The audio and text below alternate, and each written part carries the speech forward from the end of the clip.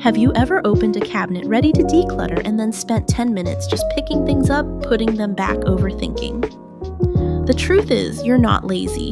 Decluttering feels slow because you're making 100 tiny decisions all at once. So today I'm sharing 8 tips to help you declutter faster without feeling overwhelmed, without second-guessing everything, and without ending up in a bigger mess. If you skip this video, you might keep spending hours just to deal with one drawer. But if you watch till the end, you'll learn how to move quickly and confidently and feel mentally lighter with just a few small changes. Before we jump in, leave a quick comment. What's one item you know you should get rid of, but still haven't? We all have at least one.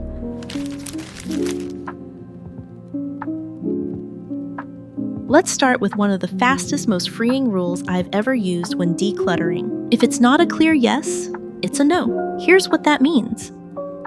If you pick something up and immediately feel, yes, I love this, I use this, I need this, then keep it. No stress. But if you hesitate even for a second, that pause is your answer. That's a no. Most of us think we're stuck because we're disorganized, but really we're stuck because we're in constant negotiation with our stuff. We hold up a shirt and think, well, I used to wear this. Maybe I will again. Or this cost a lot. I feel guilty getting rid of it. Or it's still in good condition. Someone could use it. And suddenly 30 minutes have passed and we've made zero progress. This rule cuts through all of that. You don't need to justify what you keep. But you also don't need to keep what makes you feel unsure, heavy, or responsible. Let me say it clearly, if you wouldn't buy it again today, don't let it take up space in your life. Try this. Walk into one cluttered area of your home, a drawer, a shelf, a surface. Pick up each item and ask yourself, is this a clear yes? If not, let it go. No second pile, no later decision, just out. The beauty of this filter is that it speeds everything up while also helping you avoid decision fatigue. It's simple, it's sharp, it works. You're not being wasteful. You're being wise with your time, your space, and your peace of mind. Because the truth is, when you only keep the true yeses, your home becomes easier to manage. You don't have to declutter the same stuff over and over again. This one mindset shift can save you hours, and more importantly, it protects your energy. And if you're wondering, okay, I can let go faster now, but how do I stop the clutter from creeping back in? In the next video, we'll talk about the simple habits that keep your home calm and clear even after the big cleanouts are done. Small daily rhythms that make your space feel lighter without starting from zero every week. Make sure you're subscribed so you don't miss it when that video comes out. But for now, let's come back to today's focus and move on to the next tip to help you declutter faster with less stress.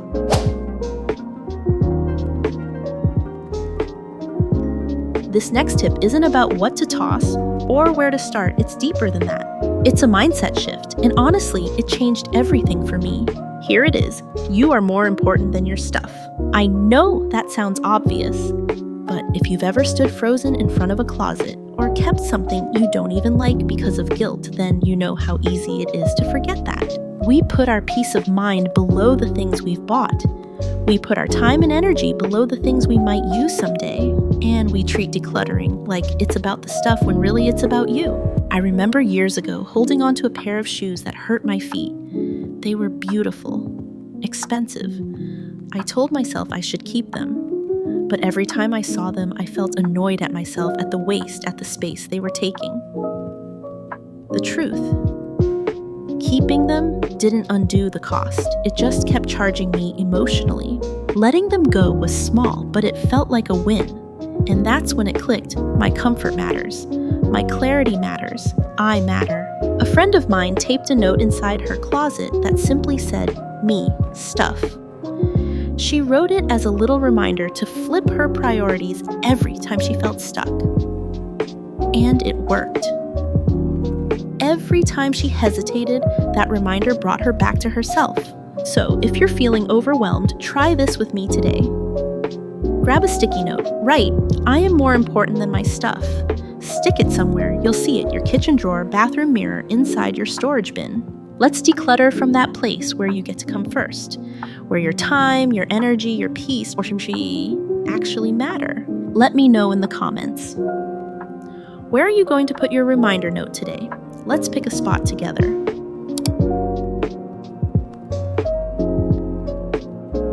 Let's talk about something that might feel simple but makes a huge difference when you're trying to declutter faster or even just get started.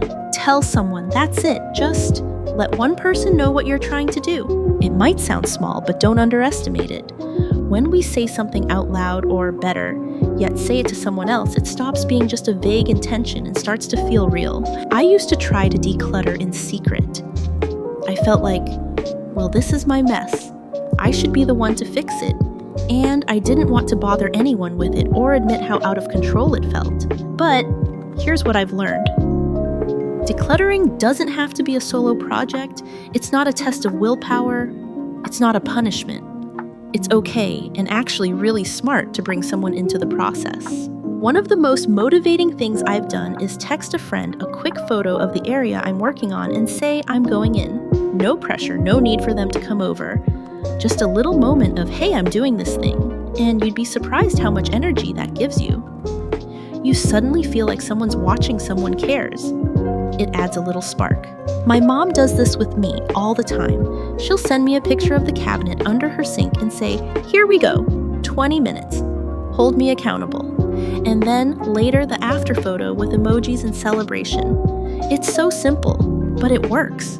Even my daughter, she's 11, has become my little accountability buddy.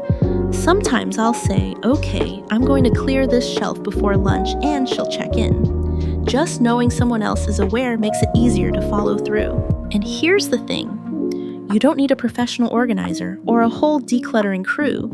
You just need one person who will respond with, you got this. So here's my invitation. Pick one person. Text them a photo of the drawer, the pile, the shelf.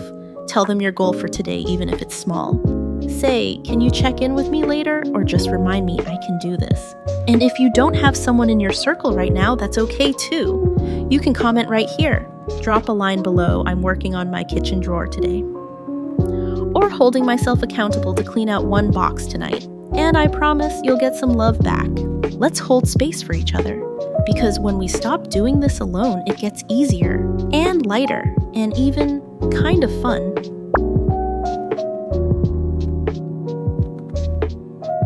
Let's talk about one of the biggest slowdowns in decluttering, trying to sell everything. It sounds smart at first.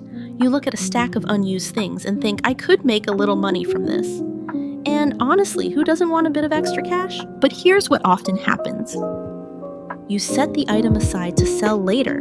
You don't have time to photograph it today, or write a description, or respond to messages from strangers who want to negotiate. So it sits there for weeks or months, taking up space not just physically but mentally. Here's what I've learned. The cost of keeping it is often higher than what you'd earn selling it. It costs you in stress, in visual clutter, in that little feeling of failure every time you walk past the pile. In our home, we had to set a rule. If it's worth less than $50, we donate it. That amount might be different for you, maybe it's $20 or $100, but the point is to draw a line. If something doesn't clearly cross it out, it goes. Another trick that helped us was creating a sell bin, just one container. Once it's full, that's it. No overflow piles. And we set a deadline. Anything not listed by the end of the month gets donated. No guilt, no what ifs, just freedom. I used to think donating meant losing value, but now I see how much I've gained. More space, more energy, more time to do things I actually care about. And strangely, I also spend less now because I've seen firsthand how quickly things become clutter. That lesson alone is worth more than anything I've ever made selling secondhand. So if you're stuck between I should sell this and I just want it gone, this is your permission slip to let it go. Tell me in the comments, what's one item you've been holding on to because you might sell it? Let's declare it right here and maybe even choose to donate it today. You'll feel so much lighter, I promise.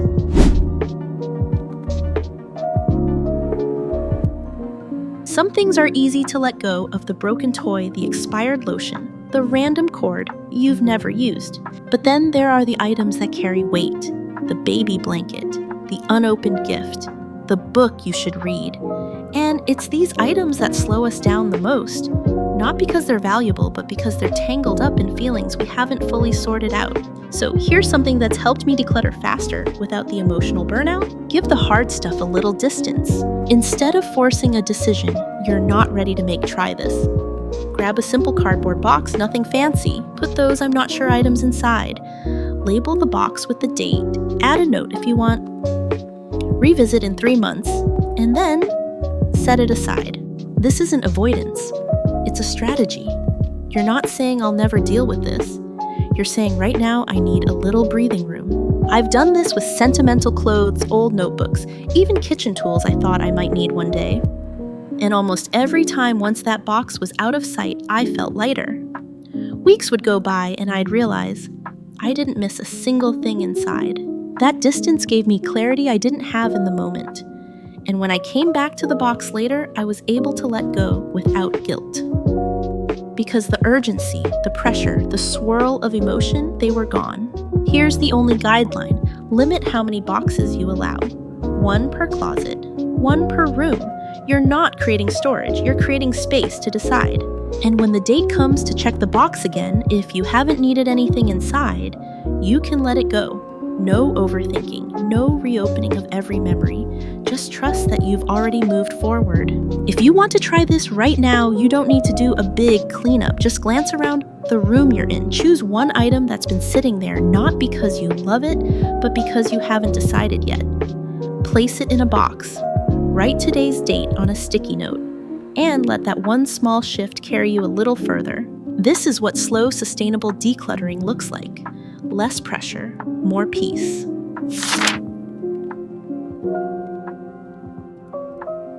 Here's something I wish someone had told me earlier in my decluttering journey. You don't have to declutter by yourself, even if the mess feels like it's yours. Even if you're the one who usually holds the clipboard, the bag, the emotional weight of it all. I used to think I made this mess, I should clean it up. Especially when it came to the kids' stuffed shared spaces, or even just areas I was embarrassed about.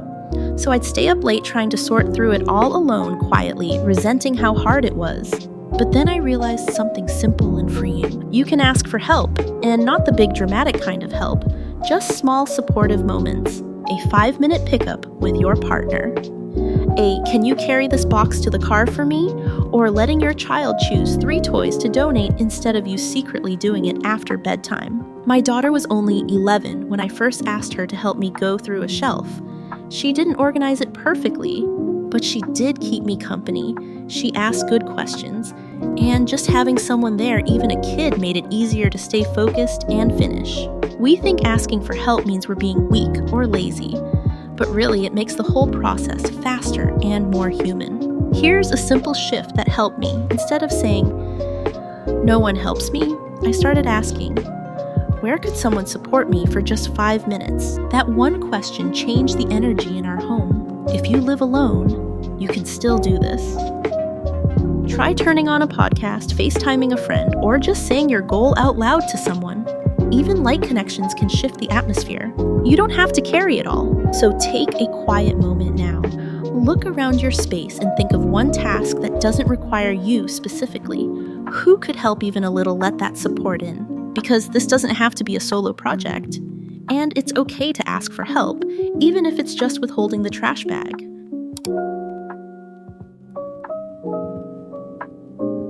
Sometimes a space feels chaotic, not because it's overly full, but because it's disorganized in small, invisible ways. One of the simplest, most satisfying ways to declutter faster and avoid recluttering later is this group like with like. Before you throw anything out, just gather all similar items into one spot.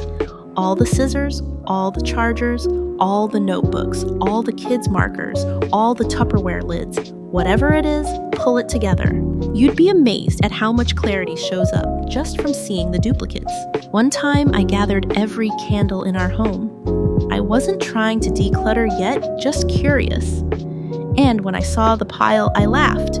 I had half-burned candles, 19. Suddenly, it was obvious which ones I actually liked and which ones I was keeping just because. The beauty of this tip is that it slows down the overwhelm. You're not asking, should I keep this right away? You're just saying, let me see the full picture first. And when everything is group, decisions become easier.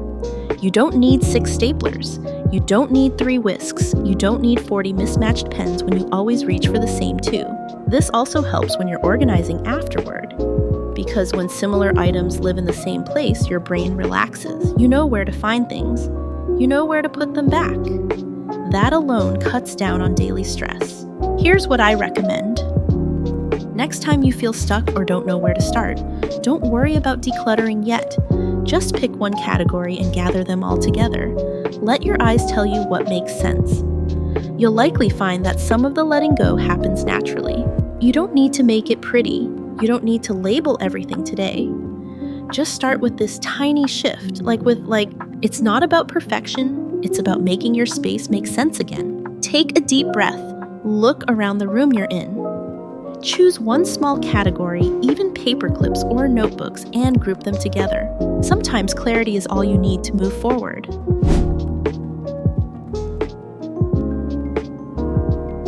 Let's end with one quiet but powerful mindset shift. In the beginning, most of us ask, do I use this, or will I need this someday? Those questions seem helpful, but they often trap us. Because technically, you could use almost anything someday. And so we keep it, just in case. And slowly, just in case becomes an overstuffed drawer, a crowded shelf, a garage we don't want to open. So here's the question I use now, and it's made everything simpler. Can I get by without it? It's honest. It's clear. And it helps you stop managing things that don't truly serve your day-to-day life. For example, I used to keep a second coffee grinder just in case the first one broke.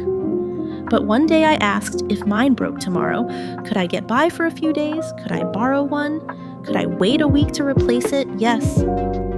And just like that, the second one was gone and I didn't miss it for a second. This one question has helped me cut through the mental clutter more than any organizing system ever could. Because it shifts the focus away from possibility and toward reality. It asks, what do I actually need to function to feel peaceful, to enjoy my home? What am I holding on to out of habit, not intention? And the best part, you're not saying I don't deserve to have nice things. You're saying I deserve a home that's easier to manage. So as you look around today, try it. Hold up an item and ask, can I get by without this not forever, just in your real everyday life? You'll be surprised how many things quietly lose their hold on you with that one question. And that's the whole point, less to manage, less to clean, less to decide. So you can spend more time living and less time sorting through stuff you never really needed in the first place.